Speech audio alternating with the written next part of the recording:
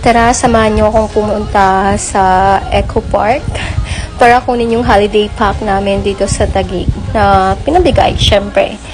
Of course, sa atin din naman to galing, guys. Kaya dapat kunin talaga natin. Deserve natin to. So, ayan na nga, nakipila ako dyan. Buti na lang talaga is nakaligo ako. Kasi naabutan kami ng ulan dyan. Pero mabilis lang naman. Although ang daming tao, grabe. At saka, ayan, medyo in-enjoy ko na lang. Mag-isa lang akong kumuha dyan. Anyways, ayun yung pila. Basta marami pa yan. Marami pang nagsisidatingan dyan. Tsaka ano, basta marami pa. Wala akong may masabi. So, naulan na yan. So, basang-basa na rin ako yan. Buti na lang din na naligo na ako. Ayan. Napagod ako, guys. So, bago ako umuwi, dumaan muna ako dun sa may lugawan. Kumain ako ng may lugaw na may bagnet, tsaka with egg. Sinabayan ko na rin ng Coke. My God, sobrang nagutom ako.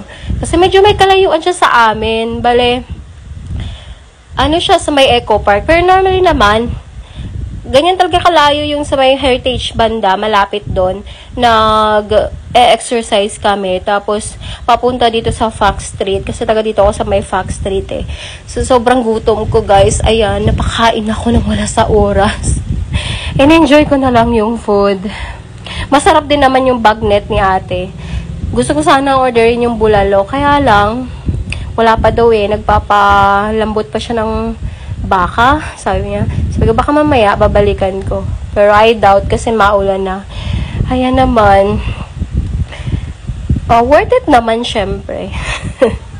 Papagod na ako.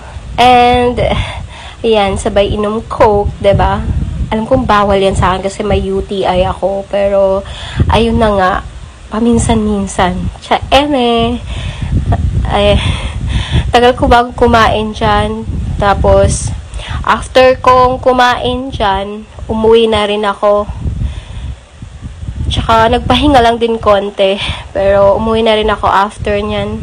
Tsaka, kasi naabutan pa rin ako ng ulan. So, medyo basa na yung damit ko dyan. Di nga lang halata. Ayun. Kain. Ano pa ba yan? Ano sasabihin ko? Ano ba itong voice over na to? Ayan. Yan, marami pa rin kumukuha. Pero lalo na yung pauwi na talaga ako. Sobrang dami pa rin kumuha niyan, guys. Totally. Tapos, ano ba? Ayun, may decor na si ate. Shala. Hindi ko pa nabaliktad. Hindi mo marunong mag-edit ang putek. Shit! Ano ba yan? So, ayan. Ano ba sasabihin ko? Teka nga lang. Basta dyan na yung nagtatapos. Okay, bye. So, ayan pala yung holiday pack ni Taguig. Diba? Thank you, Taguig. Yun lang.